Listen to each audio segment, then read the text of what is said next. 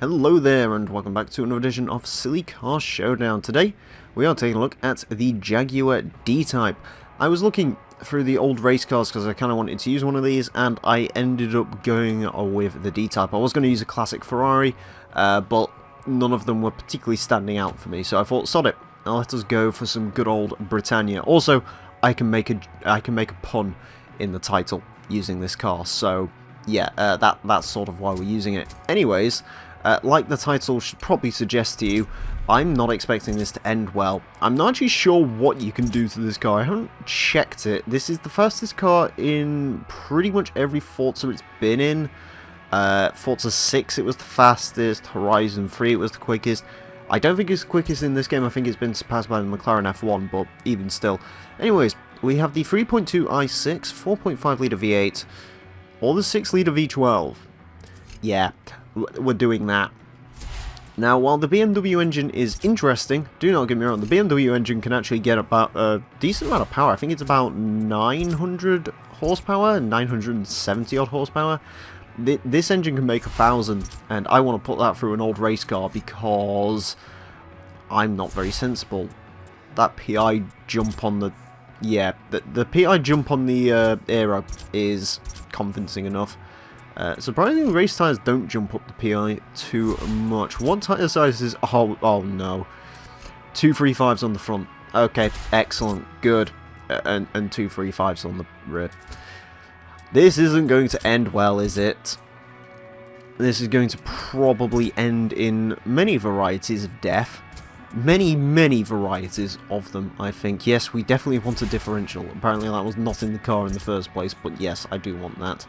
I also want brakes, they would be useful, and suspension, because old Le Mans suspension may have been the hot new thing in 1956, I think this car is, but certainly will not be up to scratch today, and yeah, we definitely want the reinforcement. Doesn't actually add a whole lot of weight, that. Anyways, here's where the PI either starts shooting up or just stops.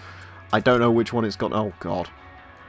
The PI is not going up very much at all, so yeah, it's leading me to believe that Forza's doing that thing it does when it's like, hey, you should like reconsider this. I'm not actually sure what PI we are going to get to. Apparently it's not going to be nearly as PI heavy as I thought it might be. As we climb up in power, again, not too much in the way of PI climbing up. Stick that in for 1,182 horsepower. Apparently there's a restrictor plate on this car, which I'm not going to use for obvious reasons. And there we go. Oh dear. Oh dear indeed. Yeah, not quite sure this is... well, I say I'm not quite sure this is going to end well. I'm pretty much guaranteeing it won't. 1,182 horsepower, 837 foot-pound torque, 2,395 pounds of weight, front engine 54% distribution, rear-wheel drive, R813PI. Yeah. To find out how the Jag will get along, we're taking it to the Brands Hatch Indy track, where I'll have 7 laps to set the best time it possibly can. Currently up the Lotus Elise GC12 with a 43.846. Interestingly enough, that was the last car to run the V12 engine. Yeah, I don't think that is going to be beatable in this. Oh my god. Oh god, the speed.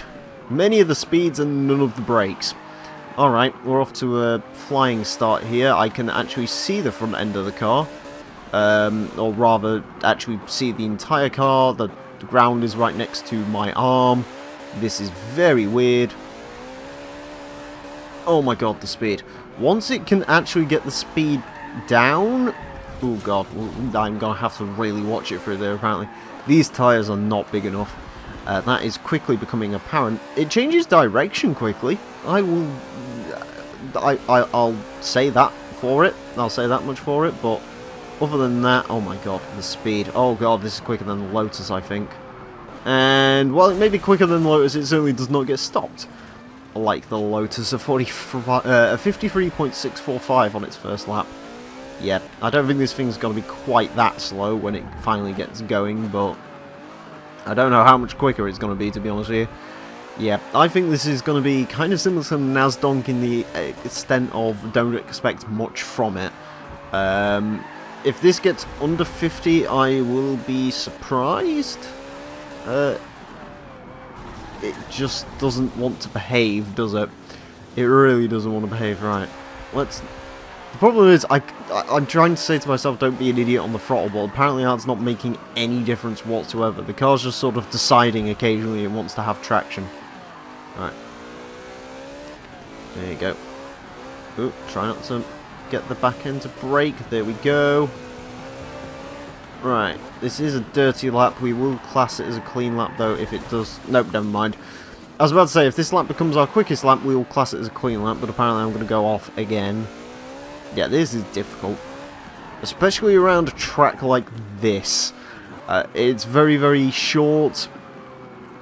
A lot of corners. The D-Type does not like corners, particularly. Or existing, actually, as it turns out, at the moment. It just really likes occasionally going in a straight line. And that's done very begrudgingly. Try not to go off again. Right, we will actually try to get a semi-sensible lap out of this car. About as sensible as is gonna get when it comes to this thing. Right. Oh, right. I'm gonna brake super early because I do not trust the brakes on this thing at all. There we go. Again, I know I can do so much better on brakes through there, but I just do not trust it. I think this is one of the first cars that I remember on the show where I'm actually braking way before the Falcon Bridge, because I do not trust this car. It's gonna go wide, it's gonna go sideways, it's gonna do all of the things. Oh my god, don't go off again, you fucking prick. Ugh, this is... yeah. Right. I'm sort of predicting all of the "you suck in driving" comments. Well, you try and drive it. I'm sure it ends just as well for you. Yeah, Jesus Christ. Right.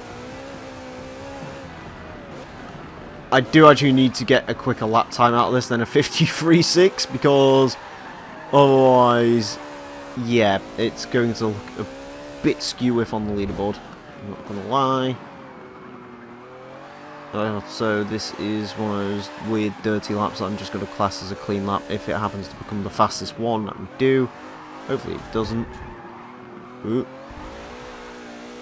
Right. I've never had so many issues through this one section. It's the only real issue we've got going on here. One section of track, it just does not like it at all. So I have to be real hard on the brakes there. As we are sliding some more. That's good. Right. Hey, a semi-sensible lap time from the D-Type of 51.014. Still 2 laps to go. Hopefully we can actually get a clean one out of it. Yeah. I was about to say I'm going to try braking at Falcon Bridge, but no. No, I'm not. The interesting thing is, corner speed-wise, it can actually carry a fair amount. I'm sort of just looking down around that corner. I'm sort of carrying almost around 50 miles an hour, which is pretty good. But yeah, it's just sort of... ooh, try not to go off there. Right, coming on to the final lap. Give it a little bit of a kick. There we go. Let speed happen. 49.529. Want to get some more out of it. I think that's around the pacer. So, that's something. A Jaguar D-Type gets around the same time as an AMC Pacer. It's a good sign. It's a good day when that happens. A D-Type being... I mean, admittedly, PI-wise, they're not actually complete worlds apart, but even still. Right. Come through here. I'm sort of messing this all up. I'm trying to take a really short line through there, though, just because I think it would be a lot better. You can see how many steering adjustments I'm having to make when it comes to driving this. Anyways, flat out down here, 49, 529. It's got to be the final time for the D-Type. That's terrible. That is absolutely atrocious to drive. I can't say I was expecting anything more from it, but still, that is terrible. Anyways, with a 49.529, the Jaguar F-Type is going to go into 12th place. It is 2,000th of a second off of the AMC Pacer V8 Twin Turbo. Yeah, I thought the cars might have tied for a second, but no. It is very, very fractionally quicker than, or slower than that car. It does beat out the NASDonk, Mazda Speed 3, and the Volvo 850 NASCAR Nightmare. This is the worst car I've driven in this series so far. That being said, it is episode 20 next time round, and I've got a plan for that, and that might very well gain that title back. Or rather, gain that title a very short time after this car has got it. Anyways, thank you all very much for watching this edition of Silly Car Showdown, and as always, if you'd like to request cars in the series, you can do so in the comment section below. My name's been Emile.